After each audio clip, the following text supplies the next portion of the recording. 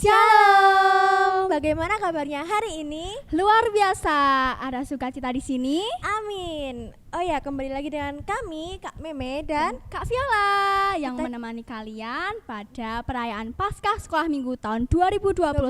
Oh ya, tema hari ini apa sih, Kak? Apa ya, Kak? Apa, Kak Meme? Temanya yaitu Jesus is my victory. Oh, bahasa Inggris. Kak Meme udah bisa ngertiin nggak? Udah dong, jadi itu artinya Yesus adalah kemenanganku. Ya, betul sekali. Kita selalu menang dari iblis karena dosa-dosa kita telah ditebus oleh Tuhan Yesus. Ya. Sebelum kita memulai acara Paskah hari ini, alangkah baiknya kita akan berdoa yang dipimpin oleh Kak Tias. Ya, silakan Kak Tias. Shalom adik-adik. Nah, pada hari ini kita akan bersama-sama merayakan Paskah Sekolah Minggu GKJ Sukoharjo. Nah, adik-adik, sebelum kita memulai rangkaian Paskah pada hari ini, kita akan berdoa. Mari kita berdoa, lipat tangan, tutup mata, Kak Tias akan hantarkan. Terima kasih Tuhan Yesus atas berkat-Mu dan penyertaan-Mu dalam setiap kehidupan kami. Kami bersyukur kami dapat bangun, menghirup udara yang begitu segar, semua karena penyertaan Tuhan. Dan Tuhan, pada hari ini kami akan bersama-sama merayakan Paskah Sekolah Minggu. Meskipun kami dari rumah masing-masing, tapi kami percaya Tuhan, kami akan terberkati melalui acara ini ya Bapak. Dan berkati kami agar kami dapat duduk manis, diam dan mendengarkan firman Tuhan dengan baik. Dan semua rangkaian Paskah hari ini akan kami serahkan dalam tangan kuasa-Mu. Terima kasih Tuhan Yesus, amin. Selamat mengikuti rangkaian Paskah Sekolah Minggu 2021. Malam itu, Tuhan Yesus dan murid-muridnya mengadakan perjamuan Paskah. Yesus duduk bersama para pengikutnya di tempat perjamuan.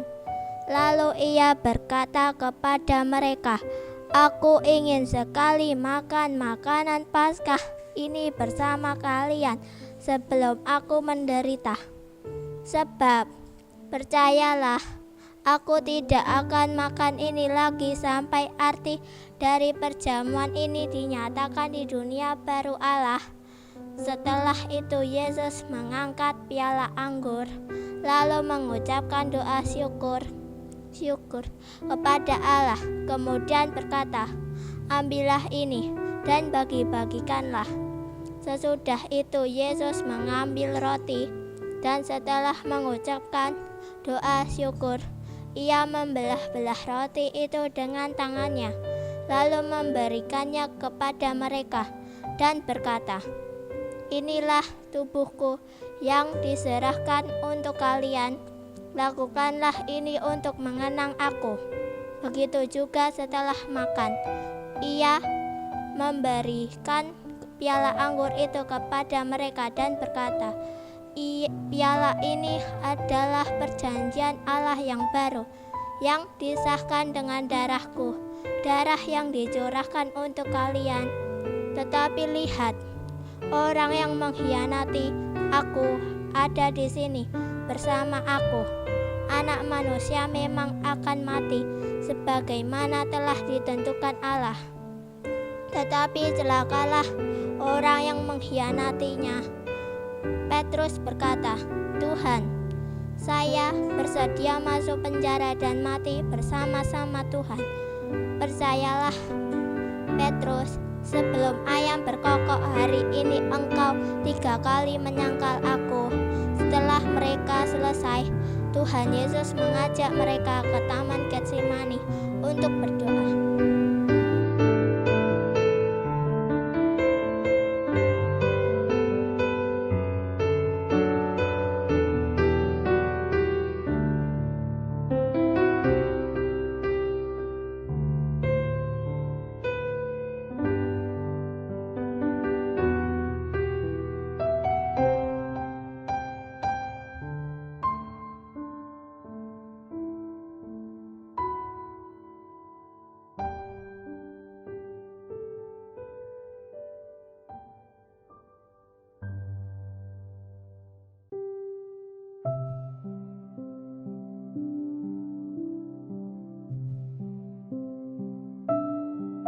Setelah Tuhan Yesus berdoa di Taman Getsemani, Datanglah serombongan orang.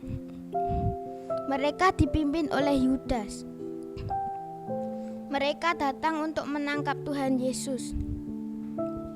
Murid Yesus marah dan mengayunkan pedangnya kepada salah satu dari mereka, dan putuslah telinganya. Tetapi Tuhan Yesus menyuruh murid-muridnya berhenti, lalu menyembuhkan orang itu. Kemudian Yesus berkata kepada mereka, "Apakah aku ini penjahat? Sampai kalian datang dengan pedang untuk menangkap aku? Setiap hari aku berada dengan kalian di rumah Tuhan. Kalian tidak menangkap aku. Tetapi inilah saatnya kalian bertindak, saat kuasa kegelapan memegang peranan." Mereka menangkap Yesus dan membawanya ke rumah Imam Agung. Dan Petrus mengikuti dari jauh.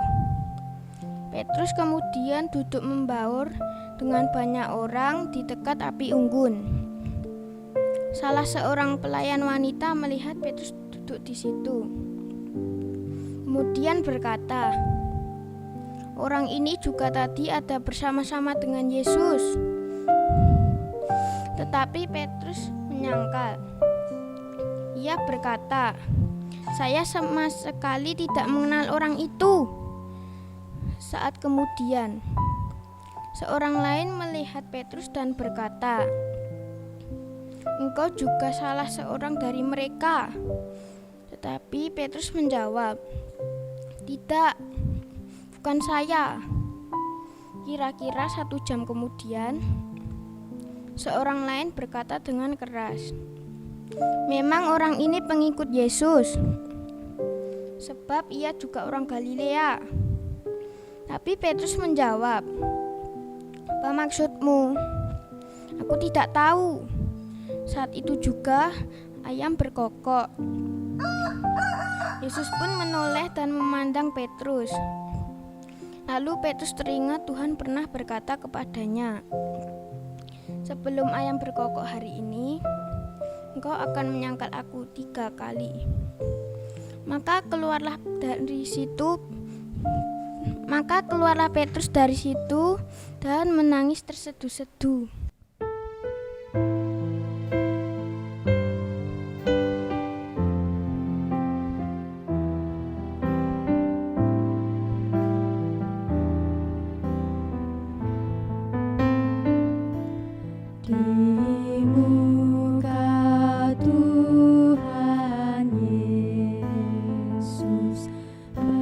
Betapa 'Betapa hina diriku,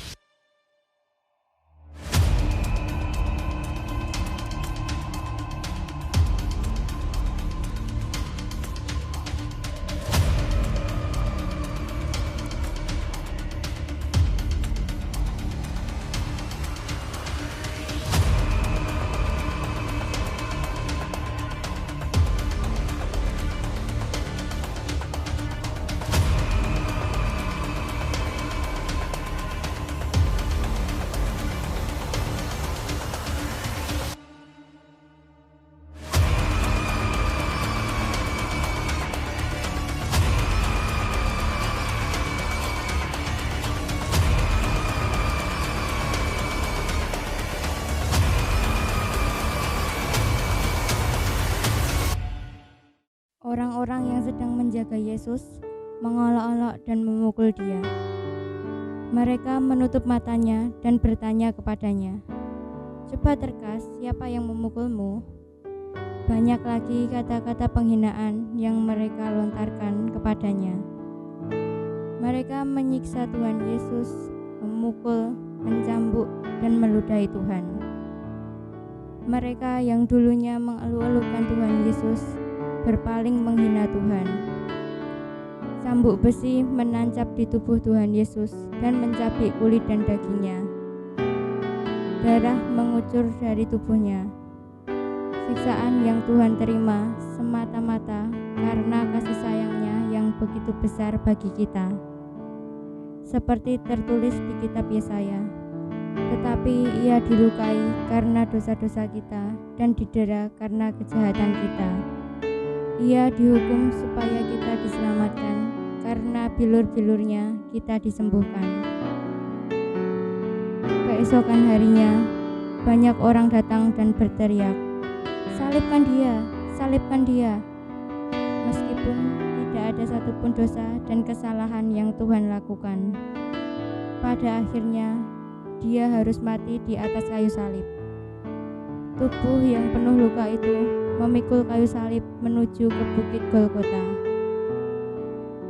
Sesampainya di Bukit Golgota, mereka melepaskan baju Tuhan Yesus dan menaruh undi pada baju tersebut.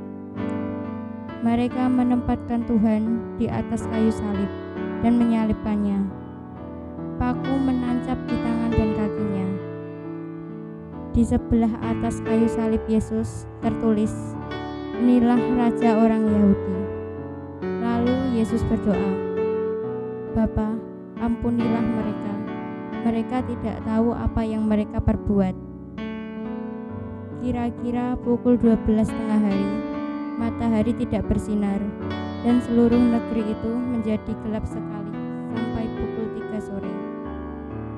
Tabir bait suci terbelah menjadi dua, sebagai tanda sudah tidak ada penghalang antara Tuhan dengan manusia. Lalu Yesus berseru dengan suara nyaring, "Ya Bapa, ke dalam tangan-Mu kuserahkan nyawaku."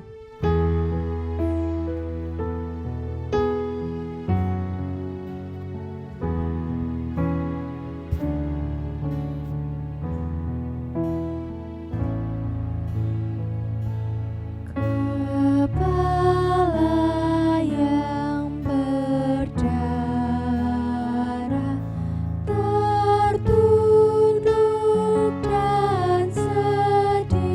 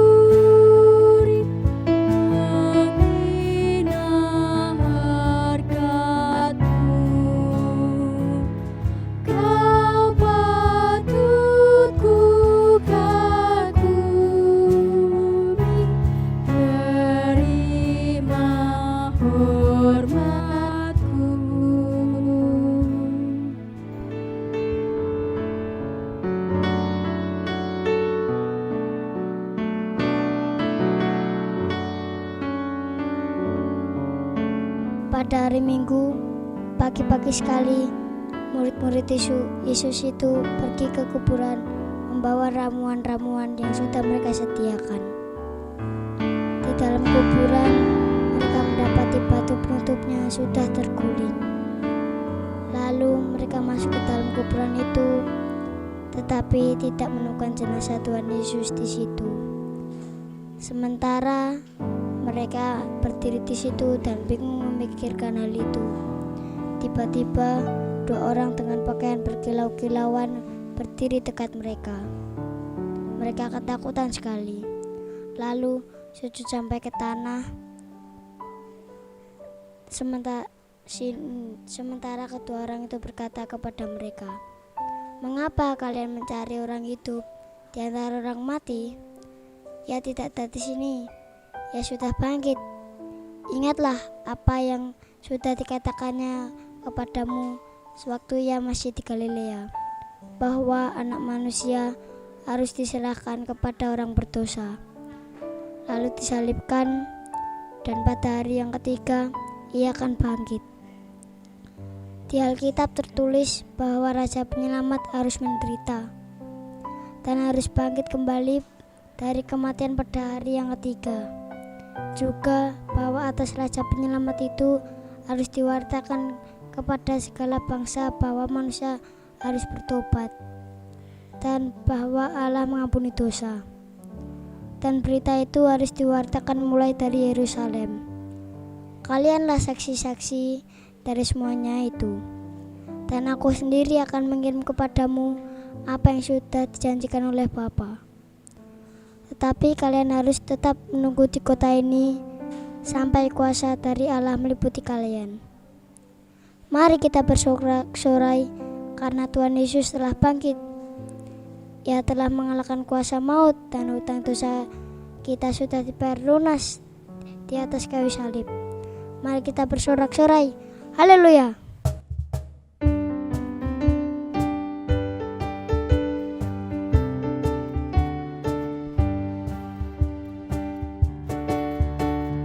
Fajar di timur terang bercahaya, Yerusalem bergempar. Yesus putra Allah sudah bangkitlah dari kubur yang gelap. Kuasa maut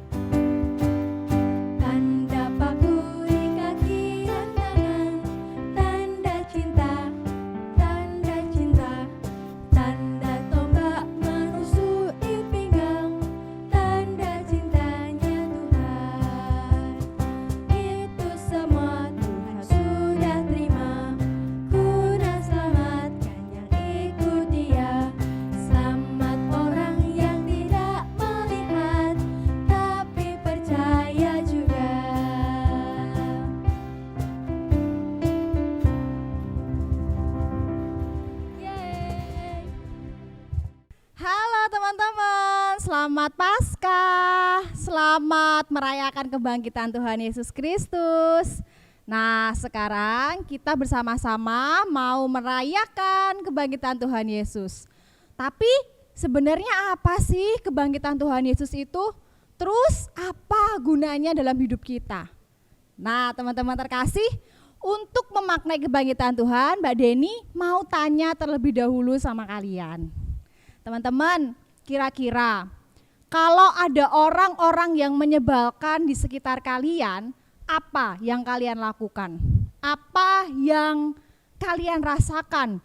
Kalau ada teman-teman yang suka curang sama kalian, suka marah-marah, suka membentak, suka bohong sama kalian, apa yang kalian rasakan? Pasti kalian merasakan sedih, marah, kecewa, sebel, ya kan? Kalau ada orang-orang yang menyebalkan di sekitar kita, pasti kita sebel, pasti kita marah.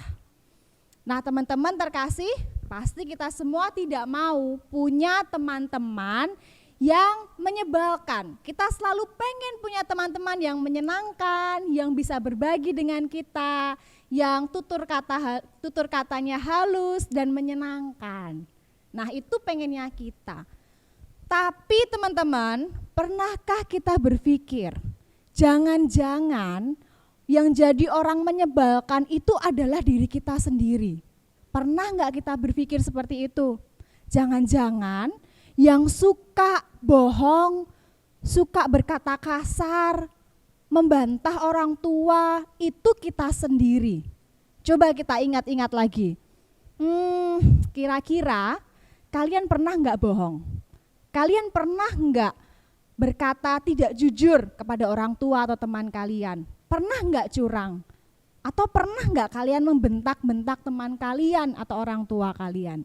Coba diingat-ingat lagi. Nah, kalau kalian semua pernah melakukan itu, jangan-jangan kitalah yang jadi orang yang menyebalkan itu.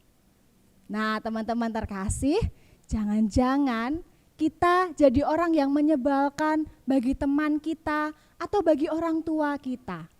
Kalau kita jadi orang yang menyebalkan bagi teman dan orang tua kita, itu sama saja kita juga jadi anak yang menyebalkan bagi Tuhan Yesus. Kenapa? Sebab Tuhan Yesus tidak pernah menginginkan anak-anaknya itu suka bohong, atau suka membentak-bentak, atau curang, atau suka membantah orang tua. Tuhan Yesus tidak menyukai hal itu. Nah, teman-teman, ketika kita punya teman yang menyebalkan, pasti kita ingin menyingkir dari dia.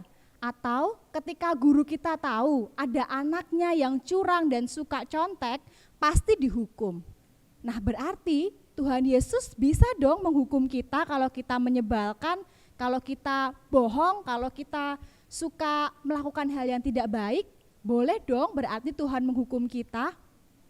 Nah, tetapi meskipun kita menyebalkan, kita selalu melakukan kesalahan, seharusnya boleh dihukum oleh Tuhan Yesus, tapi Tuhan Yesus malah menerima dan mengampuni kita lewat kematiannya.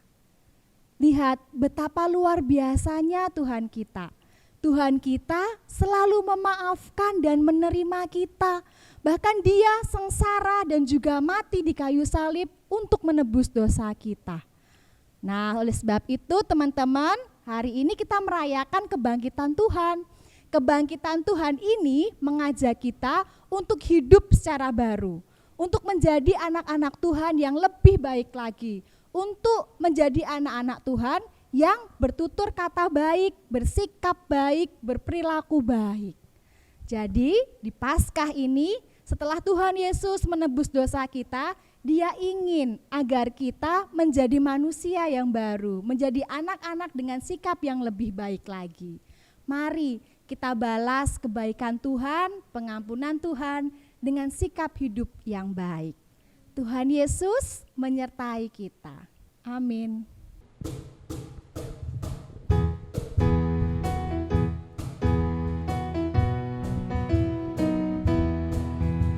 Stop, ku mau katakan apa yang Yesus buat bagiku.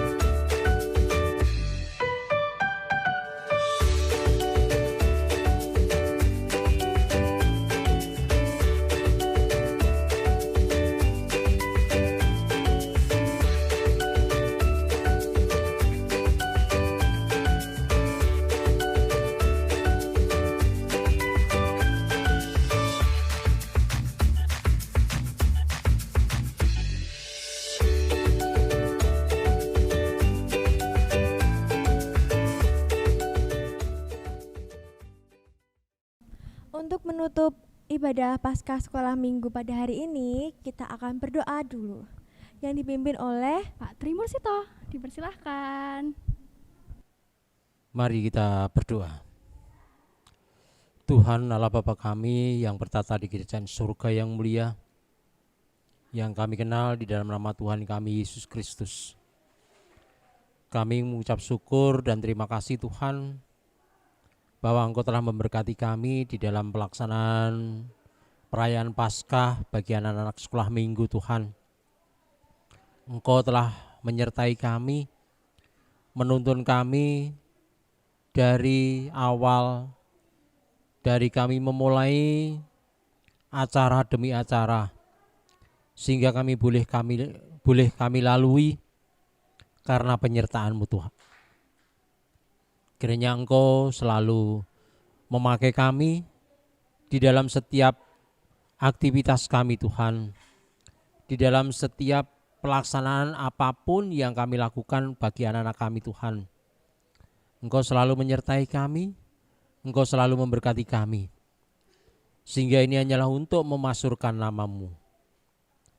Tuhan, kami serahkan kehidupan kami selanjutnya di dalam tangan dan kuasa-Mu. Kami serahkan setiap pelayanan kami di dalam kuasa-Mu Tuhan.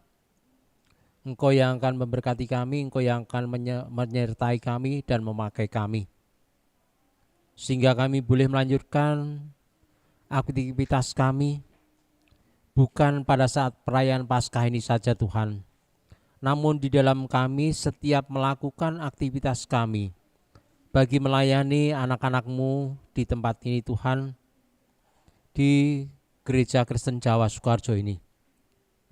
Engkau selalu memberikan kami kesehatan, kekuatan, sehingga apapun yang kami lakukan hanyalah untuk kemuliaan nama-Mu saja Tuhan. Dan kami berterima kasih, kami telah menyelesaikan perayaan Paskah ini. Kami akan pulang ke rumah kami masing-masing, kiranya Tuhan berkati, tuntun kami sampai di rumah dengan selamat. Dan banyak sekali dosa dan kekurangan Tuhan di dalam kami melaksanakan perayaan Paskah bersama ini Tuhan, kiranya Engkau mengampuni kami. Hanya di dalam nama Tuhan kami Yesus Kristus kami boleh datang berdoa dan mengucap syukur. Terima kasih Tuhan, amin. Karena kita telah menang dan Tuhan Yesus telah menebus dosa-dosa kita, jadi mari kita menyanyikan lagu Ku Menang, Ku Menang. Ku menang bersama Yesus Tuhan. Ku menang di dalam peperangan. Ku menang atas segala setan. Haleluya, haleluya, ku menang. Haleluya, dia bangkit. Haleluya, dia hidup. Haleluya, dia naik. Roh Kudus turun.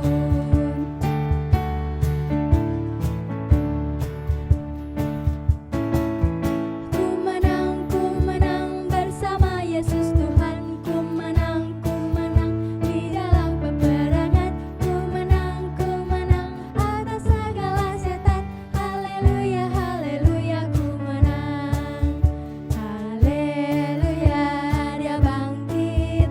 Haleluya, dia hidup. Haleluya, dia naik. Roh Kudus turun.